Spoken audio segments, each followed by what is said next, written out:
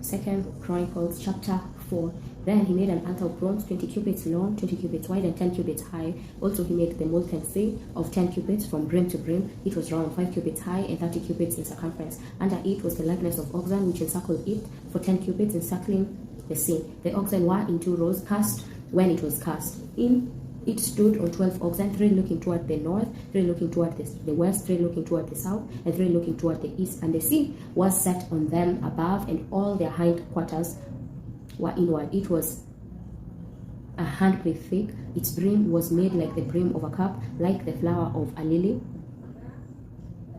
It received and held 3,000 baths. He also made 10 basins and put 5 on the right hand and 5 on the left to wash in them. The things that belonged to the burnt offering were washed in them, but the sea was for the priest to wash in. He made the 10 lampstands of gold according to the ordinance concerning them, and he set them in the temple, 5 on the right hand and 5 on the left. He made also 10 tables and placed them in the temple, 5 on the right and 5 on the left. He made 100 basins of gold. Furthermore, he made the court of the priest, the great court, and doors for the court, and overlaid their doors with bronze. He set the sea on the right side of the house eastward toward the south. Huram made the pots, the shovels, and the basins. So Huram finished doing the work that he did for King Solomon in God's house: the 2 pillars, the bowls, the 2 capitals which were on the top of the pillars, the 2 networks to cover the 2 bowls of the capitals that were on the top of the pillars, and the 400 pomegranates for the 2 networks, 2 rows of pomegranates for each network to cover the 2 bowls of the capitals that were on the pillars. He also made the basins, and he made the basins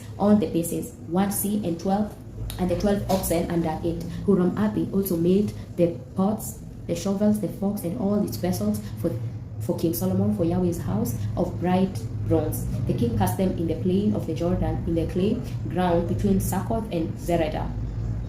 Thus Solomon made all the vessels in great abundance, so that the weight of the bronze could not be determined. Solomon made all the vessels that were in God's house, the golden altar, the tables with the showbread on them, and the lampstands with their lamps to burn according to the ordinance before the inner sanctuary of pure gold, and the flowers, the lamps, and the tongs of gold that were purest gold, and the snuffers, the basins, the spoons, and the firepans of pure gold. As for the entry of the house, its inner doors for the most holy place, and the doors of the main hall of the temple were of gold.